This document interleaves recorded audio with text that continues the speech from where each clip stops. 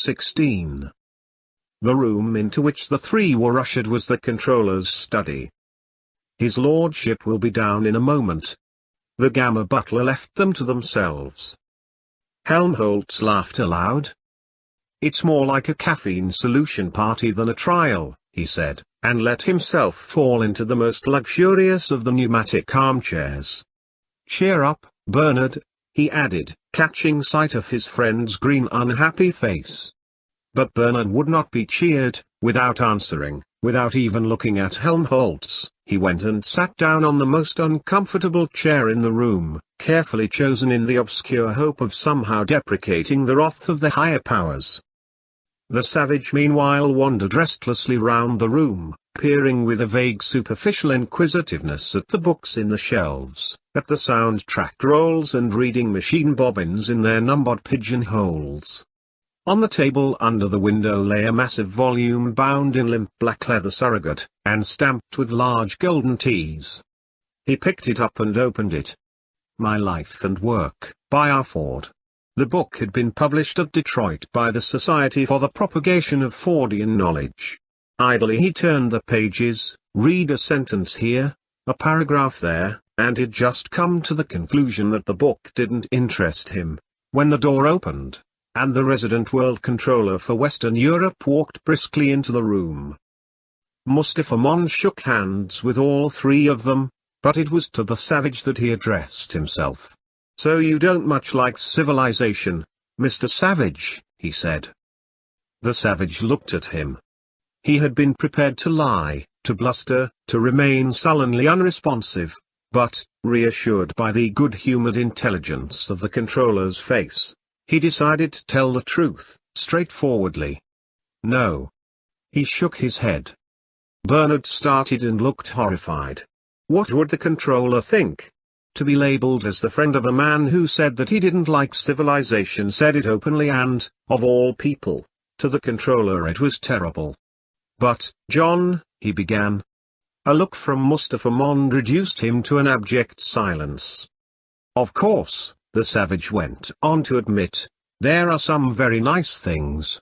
All that music in the air, for instance. Sometimes 1,000 tangling instruments will hum about my ears, and sometimes voices." The savage's face lit up with a sudden pleasure. "Have you read it too?"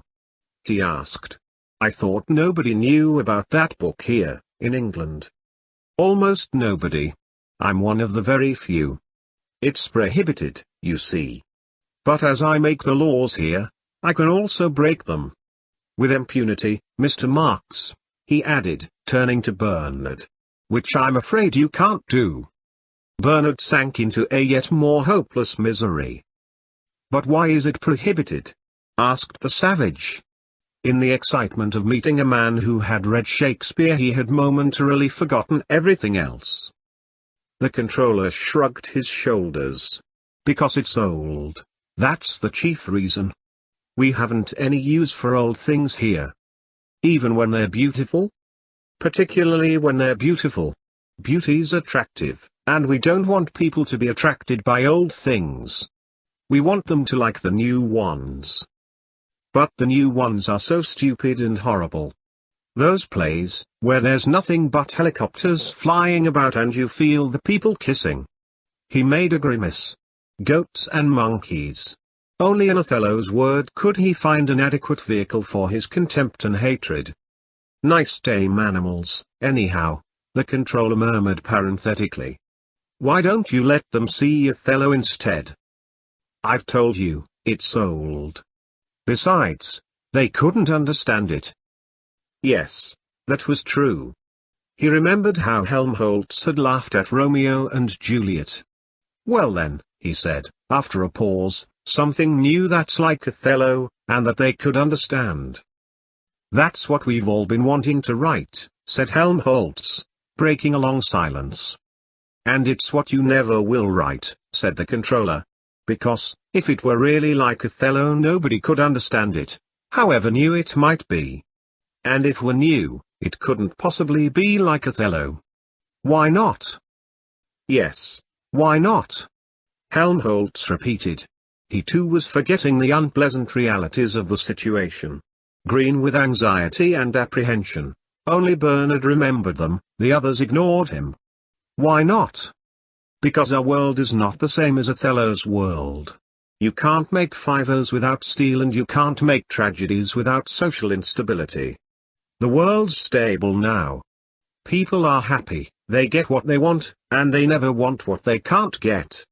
They're well off, they're safe, they're never ill, they're not afraid of death, they're blissfully ignorant of passion and old age, they're plagued with no mothers or fathers, they've got no wives, or children, or lovers to feel strongly about, they're so conditioned that they practically can't help behaving as they ought to behave.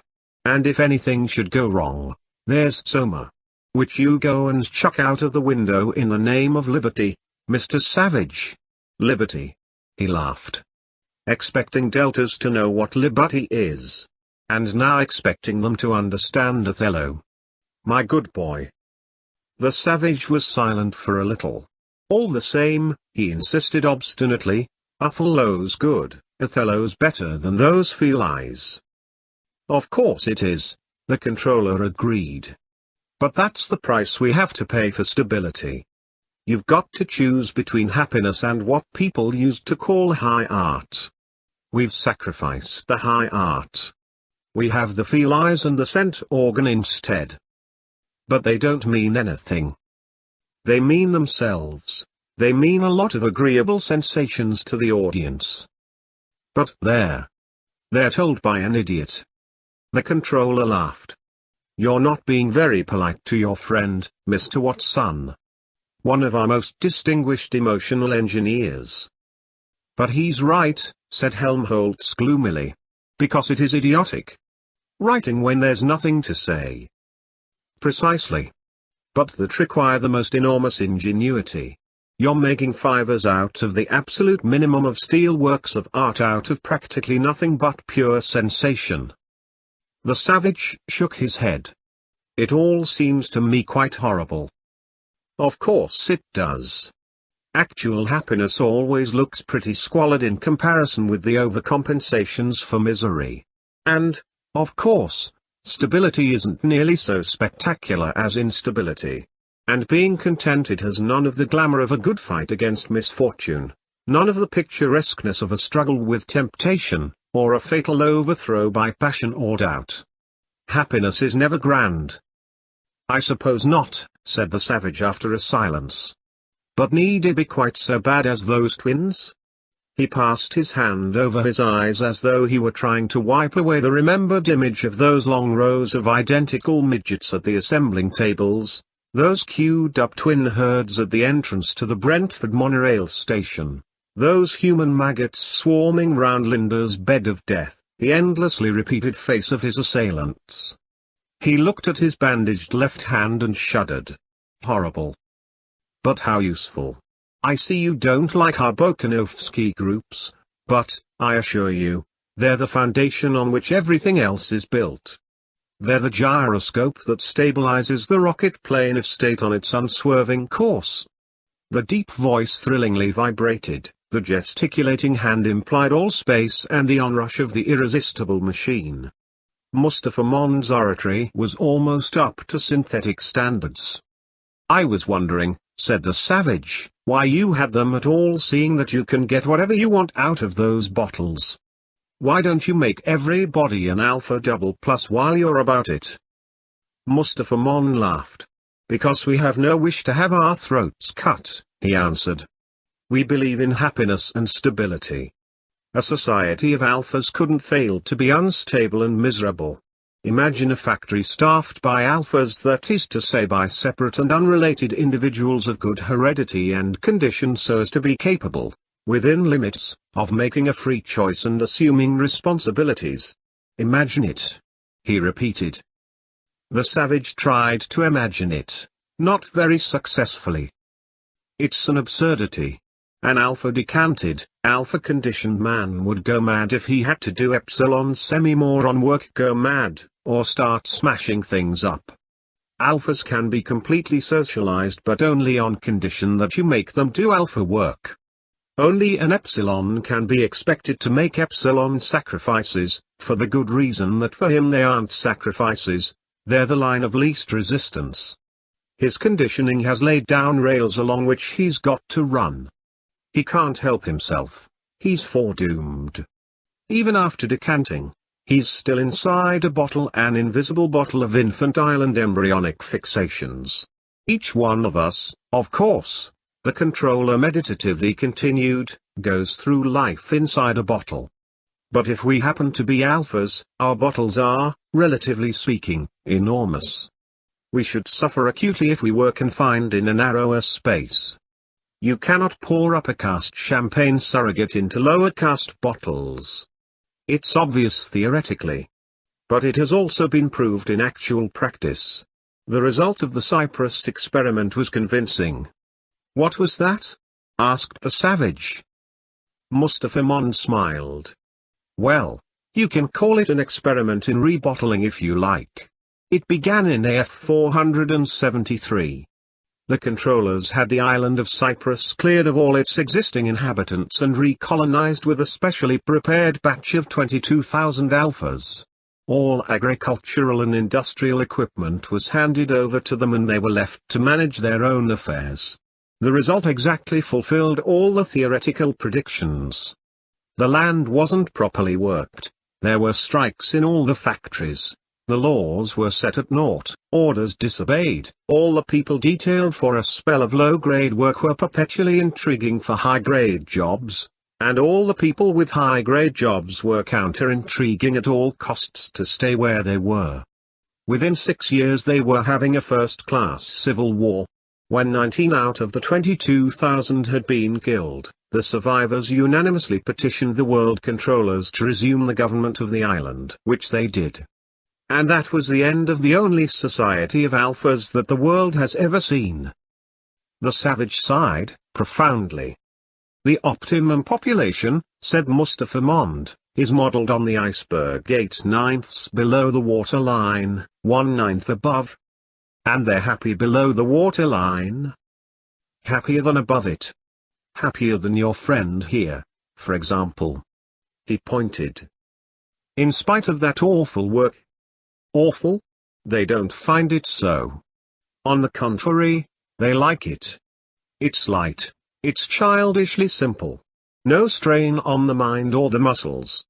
7.5 hours of mild, unexhausting labor, and then the soma ration and games and unrestricted copulation and the feelies. What more can they ask for? True, he added, they might ask for shorter hours. And of course we could give them shorter hours. Technically, it would be perfectly simple to reduce all lower caste working hours to 3 or 4 a day. But would they be any the happier for that? No, they wouldn't. The experiment was tried, more than a century and a half ago. The whole of Ireland was put onto the 4-hour day. What was the result? Unrest and a large increase in the consumption of soma, that was all. Those 3.5 hours of extra leisure were so far from being a source of happiness, that people felt constrained to take a holiday from them. The inventions office is stuffed with plans for labor-saving processes. Thousands of them. Mustafa Mond made a lavish gesture. And why don't we put them into execution? For the sake of the laborers, it would be sheer cruelty to afflict them with excessive leisure. It's the same with agriculture. We could synthesize every morsel of food, if we wanted to. But we don't. We prefer to keep 1/3 of the population on the land. For their own sakes, because it takes longer to get food out of the land than out of a factory. Besides, we have our stability to think of. We don't want to change. Every change is a menace to stability. That's another reason why we're so chary of applying new inventions. Every discovery in pure science is potentially subversive. Even science must sometimes be treated as a possible enemy. Yes, even science. Science? The savage frowned. He knew the word. But what it exactly signified he could not say. Shakespeare and the old men of the Pueblo had never mentioned science, and from Linda he had only gathered the vaguest hints. Science was something you made helicopters with, something that caused you to laugh at the corn dances, something that prevented you from being wrinkled and losing your teeth. He made a desperate effort to take the controller's meaning. Yes, Mustafa Mond was saying, that's another item in the cost of stability. It isn't only art that's incompatible with happiness, it's also science. Science is dangerous, we have to keep it most carefully chained and muzzled. What? Said Helmholtz, in astonishment. But we're always saying that science is everything. It's a hypnopedic platitude. 3 times a week between 13 and 17, put in Bimart. And all the science propaganda we do at the college. Yes, but what sort of science? Asked Mustafa Mond sarcastically. You've had no scientific training, so you can't judge. I was a pretty good physicist in my time. Too good enough to realize that all our science is just a cookery book, with an orthodox theory of cooking that nobody's allowed to question, and a list of recipes that mustn't be added to except by special permission from the head cook. I'm the head cook now. But I was an inquisitive young scullion once. I started doing a bit of cooking on my own. Unorthodox cooking, illicit cooking. A bit of real science, in fact. He was silent. What happened? Asked Helmholtz Watson. The controller sighed. Very nearly what's going to happen to you young men. I was on the point of being sent to an island. The words galvanized Bernard into violent and unseemly activity. Send me to an island? He jumped up, ran across the room, and stood gesticulating in front of the controller. You can't send me. I haven't done anything. It was the others. I swear it was the others. He pointed accusingly to Helmholtz and the savage. Oh, please don't send me to Iceland. I promise I'll do what I ought to do. Give me another chance. Please give me another chance. The tears began to flow. I tell you, it's their fault, he sobbed. And not to Iceland. Oh please, your lordship, please. And in a paroxysm of abjection he threw himself on his knees before the controller. Mustafa Mond tried to make him get up, but Bernard persisted in his groveling. The stream of words poured out inexhaustibly. In the end the controller had to ring for his 4th secretary. Bring 3 men, he ordered, and take Mr. Marx into a bedroom. Give him a good soma vaporization and then put him to bed and leave him. The 4th secretary went out and returned with 3 green uniformed twin footmen. Still shouting and sobbing. Bernard was carried out. One would think he was going to have his throat cut, said the controller, as the door closed. Whereas, if he had the smallest sense, he'd understand that his punishment is really a reward. He's being sent to an island. That's to say, he's being sent to a place where he'll meet the most interesting set of men and women to be found anywhere in the world. All the people who, for one reason or another, have got too self-consciously individual to fit into community life. All the people who aren't satisfied with orthodoxy, who've got independent ideas of their own. Everyone, in a word, who's anyone. I almost envy you, Mr. Watson. Helmholtz laughed. Then why aren't you on an island yourself? Because, finally, I preferred this, the controller answered. I was given the choice, to be sent to an island, where I could have got on with my pure science, or to be taken onto the controller's council with the prospect of succeeding in due course to an actual controllership. I chose this and let the science go. After a little silence, sometimes, he added, I rather regret the science. Happiness is a hard master, particularly other people's happiness. A much harder master, if one isn't conditioned to accept it unquestioningly, than truth.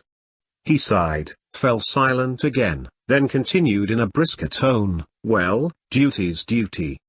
One can't consult one's own preference. I'm interested in truth, I like science. But truth's a menace, science is a public danger. As dangerous as it's been beneficent. It has given us the stablest equilibrium in history.